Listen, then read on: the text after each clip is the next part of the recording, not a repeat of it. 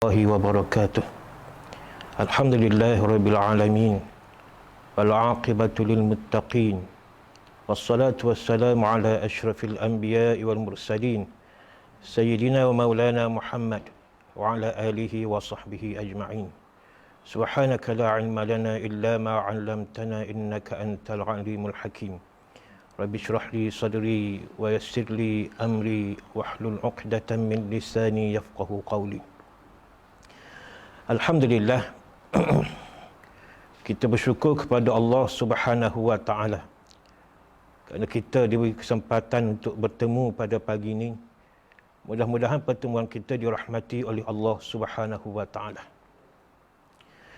Kita juga bersyukur kepada Allah Subhanahu wa Ta'ala kerana kita telah diberi satu nikmat, disampaikan kepada kita satu nikmat, ataupun telah dikurniakan kepada kita satu nikmat, yang mana nikmat ni kita telah doa berbulan-bulan yang lalu. 2-3 bulan yang lalu kita berdoa kepada Allah Subhanahu wa Ta'ala, Allahumma ballighna Ramadan.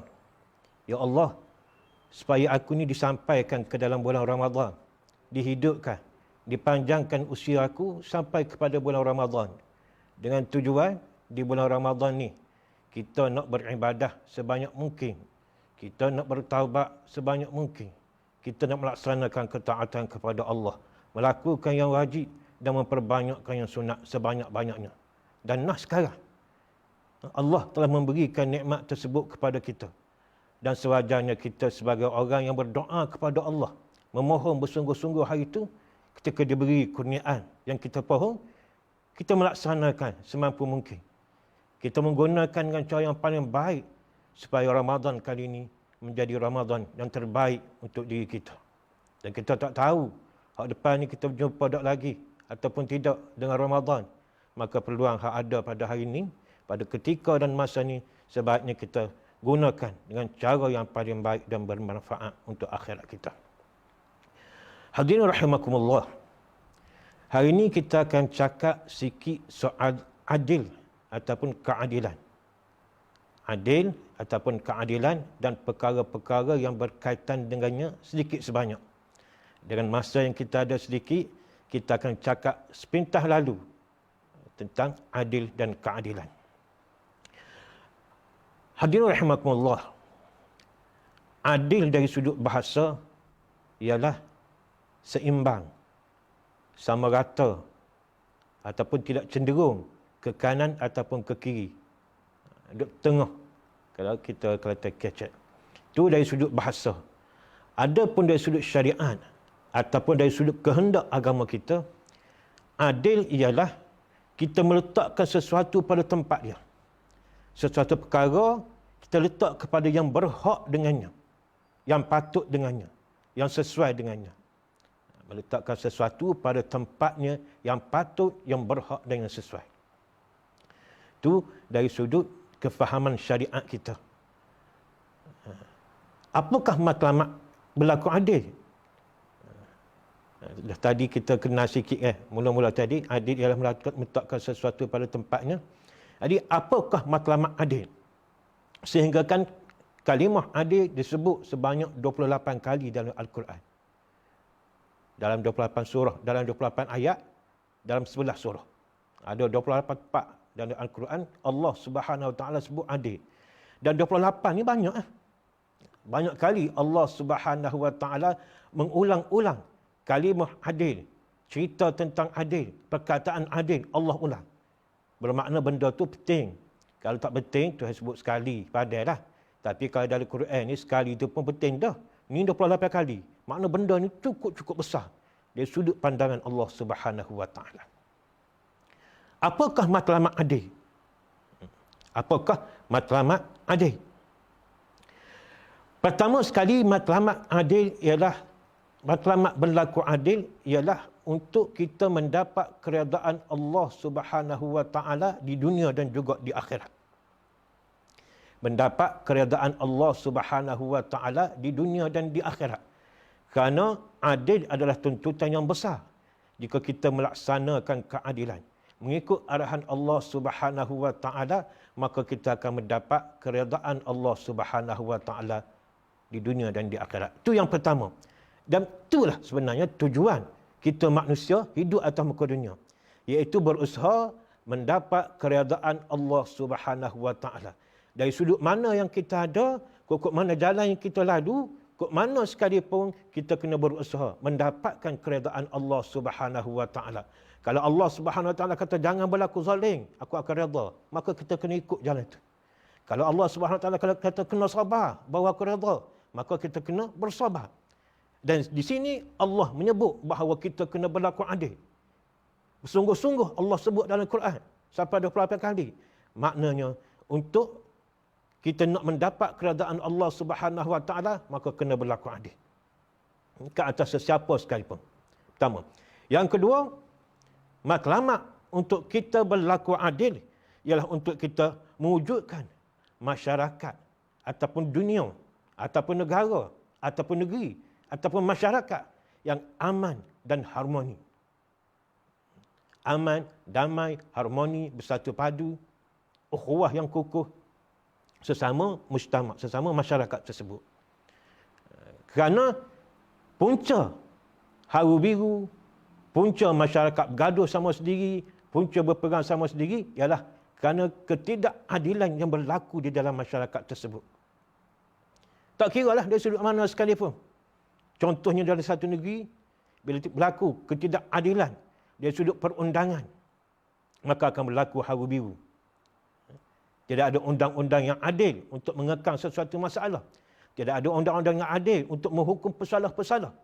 Orang yang di atas ni dibebaskan. Orang atas bila buat kesalahan, bebas, lepas.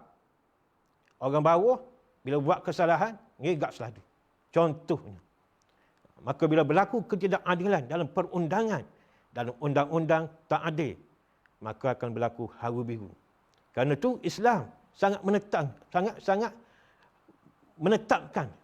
sangat mementingkan keadilan dari sudut undang-undang. Sehingga Allah Subhanahu wa taala membuat beberapa perundangan, membuat beberapa hukum dalam agama kita. Disebut dia dalam Al-Quran tentang hukum-hukum berkaitan dengan hudud, qisas dan ada ta'zir. Yang mana kesemua itu bertujuan untuk menegakkan keadilan. Meletakkan sesuatu pada tempatnya. Orang yang bersalah dihukum. Orang yang buat naya kepada orang dihukum balas. Orang yang bunuh dihukum bunuh. Orang yang mencederakan orang dihukum balas balik. Itu adil. Gitu. Yang kedua, untuk mewujudkan masyarakat ataupun negara yang harmoni dari sudut keadilan, dari sudut ekonomi. Matlamat itu. Keadilan dari sudut ekonomi. Yang mana kekalutan ataupun haru biru dalam ekonomi akan menyebabkan masyarakat juga haru biru. Kita boleh tengok dulu sejarah-sejarah rusuhan-rusuhan yang berlaku, demonstrasi-demonstrasi yang berlaku, kebanyakannya berpunca daripada krisis ekonomi. Ekonomi yang tak adil. Sistem riba. Yang mana sistem riba inilah punca kepada ketidakadilan ekonomi dalam masyarakat dunia. Kerana itu Allah Subhanahu wa taala menentang riba. Allah sangat-sangat mengharamkan riba. Sampai-sampai dalam Quran ini dia menyebut bahawa Allah mengisytihar perang kepada orang yang tidak mengharamkan riba. Fa illam taf'alu fa'dhanu biharbin minallahi wa rasulih. Sekiranya mereka tidak mengharamkan riba, maka fa'dhanu, isytihar biharbin minallahi wa rasulih, dengan peperangan daripada Allah dan Rasulnya. Yang mana kalimah Allah berperang dengan hamba dia ni tak banyak tepat Tuhan sebut. Allah memerangi makhluk dia. Allah memerangi hamba dia. Tak banyak. Dalam bab riba.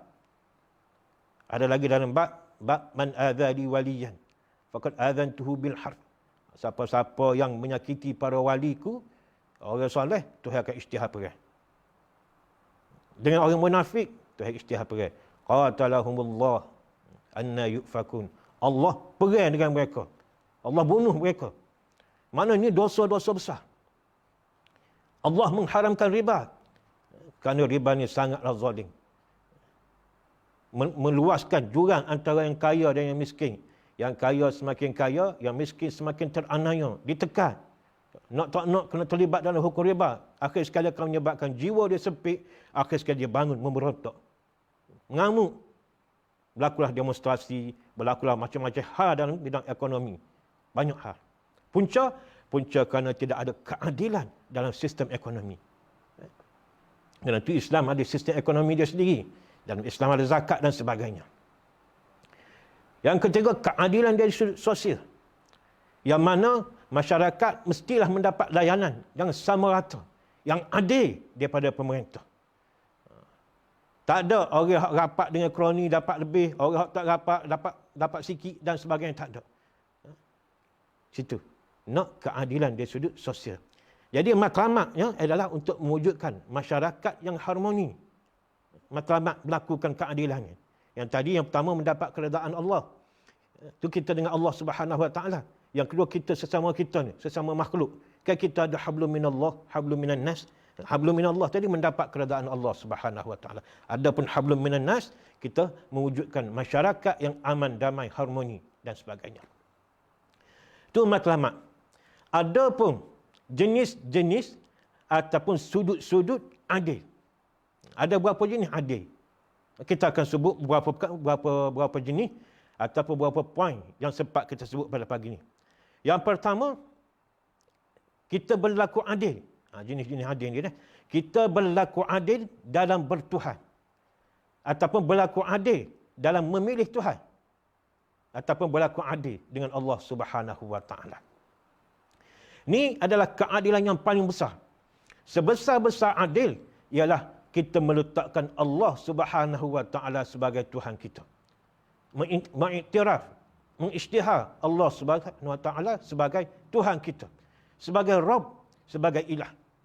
Kita mengiktiraf Tuhan Allah Subhanahu Wa Taala sebagai pemilik, orang yang mencipta, orang yang memiliki bumi, dunia. Yang kedua, kita mengiktiraf Allah Subhanahu Wa Taala sebagai pentadbir, orang yang meletakkan hukum dan mengurus dunia ni.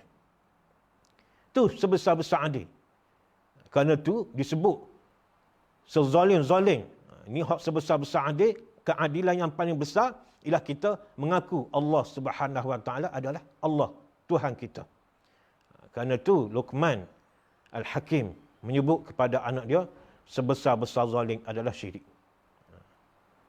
Wa iz qala Luqmanu libnih wa huwa ya'izuhu ya bunayya la tusyrik billah innasyirka la zulmun azim. Ingat kata Allah, Muhammad ingat. Satu ketika dulu Luqman pernah menyebut kepada anak dia. Pesanan yang pertama. Luqman ni pesan dia nasihat anak dia. Kalau kita tengok dalam surah Luqman, muka surat kedua tu, start awal sampai akhir tu, semua nasihat Luqman kepada anak dia. Bermula dengan nasihat tentang akidah, nasihat tentang syariat, yang bawah tu nasihat tentang adab-adab dan akhlak. Tentang akidah, Luqman pesan dulu lagi kepada anak dia, wa iz qala Luqmanu libnih wa huwa ya'izuhu ya bunayya la tusyrik billah. Dalam keadaan dia menasihat, memberi peringatan kepada anak dia, ya bunayya, wahai anak andaku, la tusyrik billah, janganlah kamu mensyirikkan Allah Subhanahu Wa Taala. Kerana innasyirka la zulmun azim, sebesar-besar kezaliman atas muka dunia ialah mensyirikkan Allah Subhanahu Wa Taala. Tidak mengiktiraf ketuhanan Allah Subhanahu Wa Taala. Allah Maha Pencipta, Allah Maha Pengurus, pentadbir, tiba-tiba dia terhut tepi. Dia terhut tepi Allah Subhanahu Wa Taala dan melantik Tuhan lain. Ini sebesar-besar kezaliman. Allah cipta dia kurang ajar dengan Allah Subhanahu Wa Taala. Tidak mengiktiraf Allah Subhanahu Wa Taala. Jadi, keadilan yang paling besar, keadilan yang paling utama, yang nombor satu, ialah kita berlaku adil kepada Allah Subhanahu Wa Taala. Dengan kita mengiktiraf, mengaku, bersyahadah bahawa Allah Subhanahu Wa Taala adalah Allah, adalah Tuhan. Kita tidak boleh mensyirikkan Allah Subhanahu Wa Taala. Pertama, sama ada di sudut akidah. Yang kedua, sama ada di sudut ibadah. Tidak boleh syirik dalam beribadah. Maksud syirik dalam beribadah ialah kita ada tujuan lain. Kita ada nak menunjuk ke orang lain. Ada ujub, ada riak, ada takabur, ada nak menunjuk kepada orang lain. Beribadah bukan kerana Allah, tapi beribadah kepada manusia. Itu juga dinilai zalim. Kerana ibadah sewajarnya, sepatutnya semuanya diniatkan semata-mata kepada Allah Subhanahu Wa Taala. Jadi dikira zalim juga. Kalau kita ni, kita beribadah, contoh kita sembahyang kerana nak menunjuk ke orang. Kita puasa kerana nak menunjuk ke orang. Kita sedekah kerana nak menunjuk ke orang. Itu juga dinilai zalim. Kerana niat kita tu tak betul. Itu yang pertama. Yang kedua, adil dalam meletakkan hukuman. Kita adil dalam berhukum. Adil dalam berhukum. Kita nak melaksanakan sesuatu hukuman. Kita nak memutuskan sesuatu hukuman. Maka perlu kita adil. Perlu ada soal jawab. Hukuman mesti dijatuhkan selepas jelas seseorang itu melakukan kesalahan. Jelas buat kesalahan, baru letak hukum. Jangan letak hukum dulu. Kita kadang-kadang kita letak hukum dulu. Dia ni salah. Jadi marilah fakta mana lepas pada tu kita tak terima. Fakta yang kata dia salah je kita terima. Tak boleh lagu tu. Walaupun kita tahu dia salah ke, lagu mana sekalipun, kita kena ada soal jawab. Kena ada mahkamah. Kena ada satu majlis menghukum dia. Bahkan Allah Subhanahu Wa Taala sendiri, masa dia nak hukum iblis, nak hambat iblis tu daripada syurga. Kita ingat tak cerita tu. Iblis ni, cerita dia tak nak beri sujud penghormatan kepada Adam AS, kepada Nabi Adam. Tuhan suruh sujud. Wa iz qulna lil malaikati isjudu li Adam fasajadu illa iblis aba wastakbara wa kana minal kafirin. Tuhan cerita jelas dalam Al-Quran. Ketika mana Allah Subhanahu Wa Taala menyuruh semua para malaikat tunduk hormat kepada Nabi Adam AS. Semua sekali Tuhan kata usjudu. Tunduk, hormat. Illa iblis. Kecuali iblis. Kecuali iblis. Aba. Enggan. Taksir. Wastakbar. Bahkan pada tu dia takabur. Wa kana minal kafirin. Jadi dia kufur kepada Allah Subhanahu Wa Taala dengan sikapnya lagu tu. Itu yang cerita jelas. Tapi ketika mana Tuhan nak hukum dia, nak hambat dia keluar daripada syurga, nak beri hukuman kepada dia, Tuhan tetap melakukan satu majlis mahkamah, satu majlis soal jawab. Lalu Tuhan catat dalam Al-Quran. Tuhan pasakkan cerita itu dalam Al-Quran biar umat Islam sampai akhir zaman ni tahu cara untuk menghukum, mesti ada soal dan mesti ada jawab. Qala ma mana'aka alla tasjuda iz amartuk. Qala ana khairum minhu khalaqtani min nar wa khalaqtahu min tin. Tuhan tanya iblis, ma mana'aka alla tasjuda iz amartuk? Apa yang menegah kamu daripada sujud kepada Adam AS ketika mana aku sendiri hok suruh? Tuhan tanya. Tak apa masalahnya. Tak saya sujud. Aku kan suruh, tidak orang lain. Tuhan tanya. Tuhan tanya tu dalam keadaan Tuhan tahu dah. Tuhan tahu. Cuma Tuhan nak pamerkan keadilan. Keadilan kepada semua umat manusia sampai akhir zaman. Mesti ada soal jawab. Mesti jelas hujah dan fakta. Mesti ada satu majlis yang jelas bahawa dia salah. Dia ni melakukan kesalahan. Barulah dijatuhkan hukuman selepas pada tu. Bila iblis jawab, aku lebih hebat pada dia, aku lebih baik pada dia, aku lebih bagus pada dia, ketika itulah baru Allah Subhanahu Wa Taala hambat dia turun pada syurga. Biar jelas dulu kesalahan, baru kita boleh menghukum orang-orang yang melakukan kesalahan. Juga mestilah seseorang tu dihukum sesuai dengan kesalahan dia. Adil dalam berhukum tadi, pertama mesti jelas. Dia dihukum selepas jelas dia melakukan kesalahan. Yang kedua, dia dihukum sesuai dengan kesalahan dia. Kecil salah dia, kecil lah. Sebab tu dalam Islam, dia hukuman tu dia ada hudud, ada qisas dan ada bab ta'zir. Yang rendah-rendah tak sampai tahap hudud, yang tak kena qisas, dia masuk dalam bab ta'zir. Sebab kesalahan dia tu kecil. Sesuai dengan hukum ta'zir. Lagu tu juga kita. Dalam nak berhukum, contohnya kita guru. Kita ada anak murid. Anak murid kita buat satu kesalahan. Kesalahan kecil je. Jadi jangan dihukum melampau-lampau. Anak kita buat satu kesalahan kecil je. Jangan dihukum melampau-lampau. Bahkan kalau kita baca kisah ataupun kita belajar cara nak menghukum isteri hak nusyus pun, jangan hukum sampai melampau-lampau. Bahkan kalau kata kita belajar ke boleh tampar. Akhir sekali nasihat tak lepas, gitu gini step-step semua tak lepas, akhir sekali boleh tampar isteri. Boleh. Cuma jangan melampau-lampau. Bukan tampar kata siapa selok kau dia siapa pasal tak. Tampar sekadar disebut sekadar dia terasa hati. Gitu. Dia pun rasa hati. Dia pun rasa kecil hati, rasa tergamuk untuk lelaki buat gini. Supaya dia terasa dia melakukan kesalahan dan dia terasa dia dihukum dan merasa sedih. Tak boleh hukum secara melampau-lampau. Tak boleh. Salah sikit, hukum sikit lah. Anak kita buat satu kesalahan yang kecil. Piak sikit padahlah. Sesuai dengan umur. Hak umur 5 tahun, jangan piak supaya orang umur 12 tahun. Hak lelaki tak boleh piak supaya hak puan. Orang puan ni piak sikit, sakit dah anak puan. Anak lelaki piak, tak berdegih pun ada.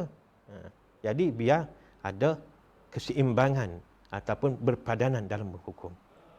Itu tentang adil dalam melaksanakan hukuman. Yang ketiga, adil terhadap isteri-isteri dan anak-anak. Disebut juga. Adil terhadap isteri-isteri dan anak-anak. Kalau kita tu seorang yang berkahwin lebih pada satu, maka hendaklah berlaku adil. Seperti mana yang kita semua telah jelas.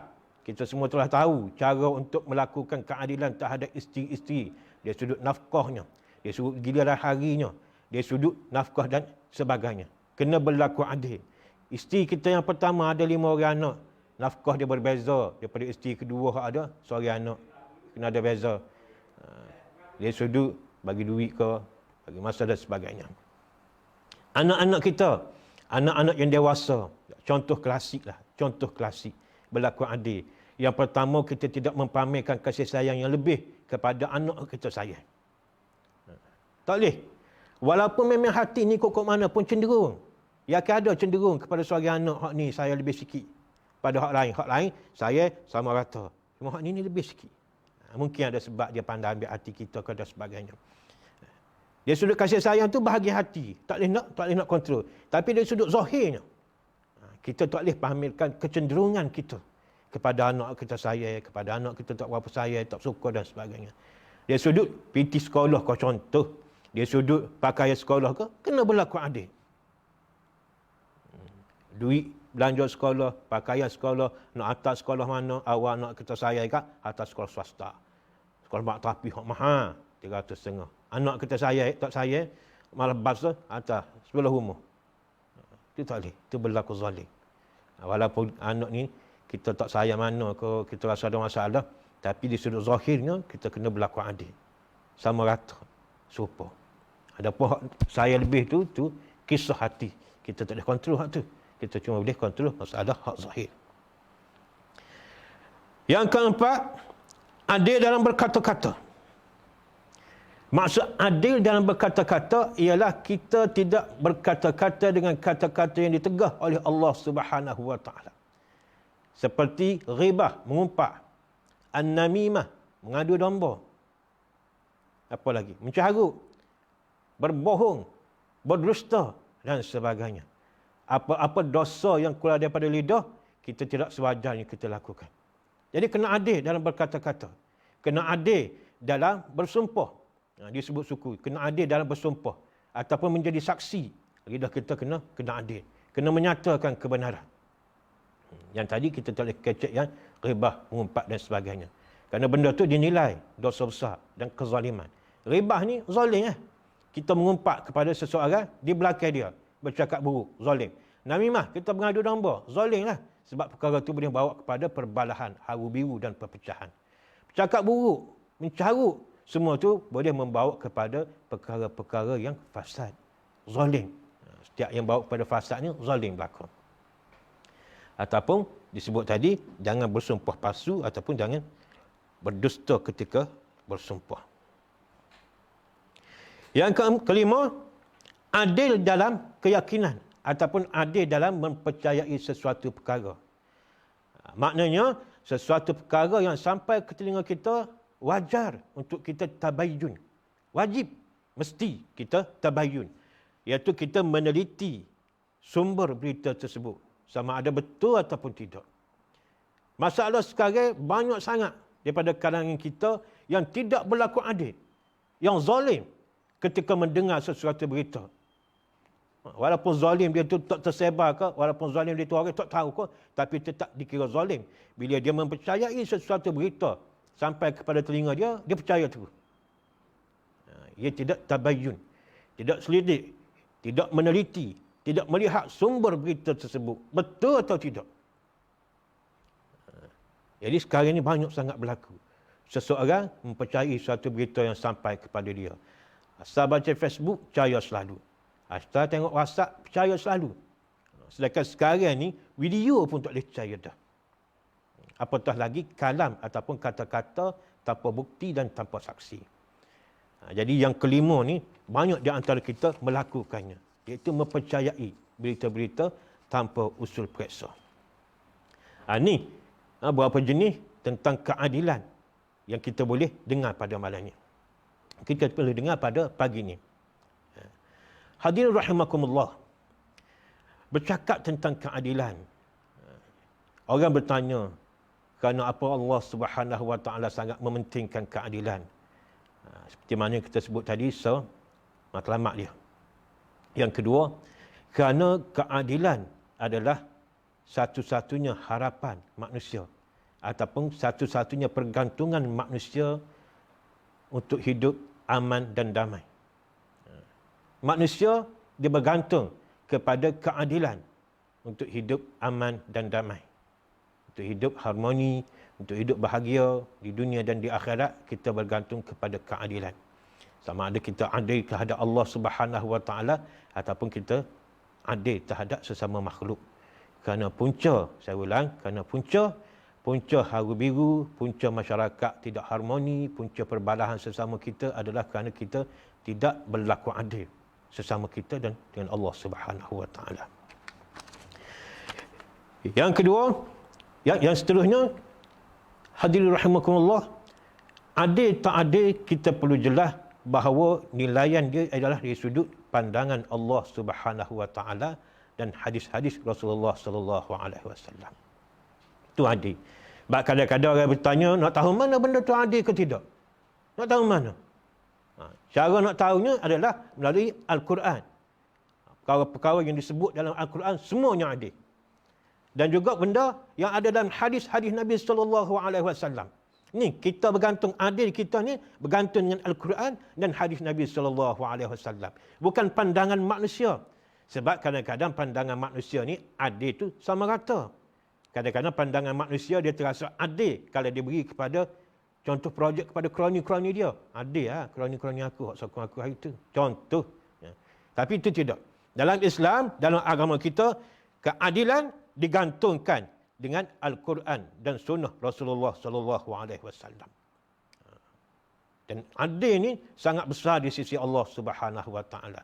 Sehingga Allah mengambil al-adl ataupun adil ni sebagai salah satu daripada sifat yang wajib ke atas dia, sebagai salah satu daripada nama-nama dia Al-Husna. Besarnya keadilan dalam Islam. Yang seterusnya, kesimpulannya, adil ialah tanda keimanan kita kepada Allah Subhanahu Wa Taala. Kerana keimanan digerak dengan keadilan. Seperti kita sebut awal tadi adil dengan Allah Subhanahu Wa Taala, adil dengan makhluk. Keimanan kita ni digerak dengan keadilan. Adil dengan hak-hak Allah Subhanahu Wa Taala. Adil dengan hak-hak manusia. Kerana itu orang yang tidak ada iman, dia tak akan berlaku adil. Orang yang tak berlaku adil, dia tak akan ada iman. Tak sempurna iman dia. Jadi kalau kita nak benar-benar beriman kepada Allah, keimanan kita diiktiraf oleh Allah Subhanahu Wa Taala, kita kena berlaku adil. Adil adalah tanda seseorang tu beriman kepada Allah Subhanahu Wa Taala. Kerana tu kita bahkan disuruh melakukan keadilan ni sampai terhadap musuh kita sendiri pun kita kena berlaku adil. Sampai kepada musuh kita sendiri pun, kalau kita nak menghukum, kita marah, kita kena berlaku adil. Supaya tadi cerita Allah Subhanahu Wa Taala dengan Iblis. Iblis tu dah jadi musuh Allah dah. Tapi Allah tetap berlaku adil. Lagu tu juga kita, walaupun kita sangat bermusuhan dengan seseorang itu, kita sangat marah dengan seseorang itu, kita kena berlaku adil. Kena berlaku adil. Kerana keadilan itu adalah tanda seseorang itu beriman kepada Allah Subhanahu Wa Taala. Kena berlaku adil terhadap musuh. Ataupun kena berlaku adil juga terhadap orang Islam. Orang Islam yang melampau. Musuh pun kita kena berlaku adil. Kalau orang Islam pula yang melampau. Ada satu ayat tu wa in ta'ifatani minal mu'minina iqtatalu faqatilul lati tabghi hatta tafi'a ila amrillah. Kalau ada dua kepada orang Islam hak bala, ada hak melampau, kita kena perangi golongan yang melampau. Tu keadilan dalam Islam kita, dalam agama kita. Yang Islam. Hak melampau pun kita kena adil, kena hukum secara adil. Orang musuh kita pun kita kena berlaku adil. Itu antara kesimpulan lah. Dalam masa yang sangat ringkas, 30 minit, kita cakap soal adil, sepintah lalu. InsyaAllah kita akan dapat manfaat. Ya. Dapat manfaat daripada apa yang kita bincangkan pada petang ni, pada pagi ni, tentang keadilan. Walaupun ringkas, memang ringkas. Ya, perbahasan tentang adil ni, dan buku-buku dan kitab-kitab banyak adil. Cuma kita cakap dalam 30 minit, dipanggil sepintah lalu, supaya kita dapat faham sekali lagi tentang adil dan kepentingan adil. Jadi saya rasa setakat ni dulu. InsyaAllah kalau ada rezeki, kita boleh jumpa di lain kali. Wassalamualaikum warahmatullahi wabarakatuh.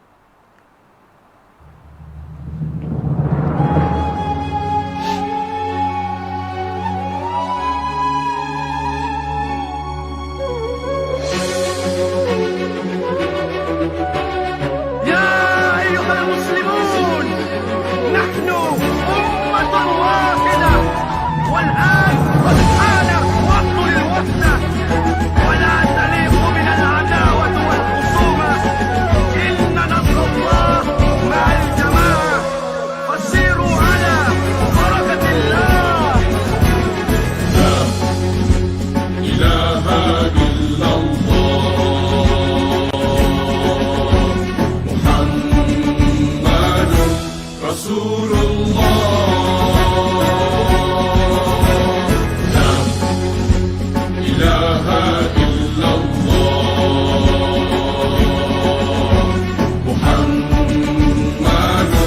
رسول الله.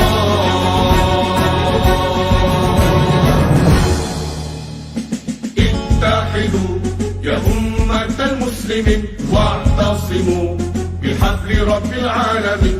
اتحدوا يا أمة المسلمين واعتصموا بحبل رب العالمين. فاجتمعوا ولا تفرقوا وجاهدوا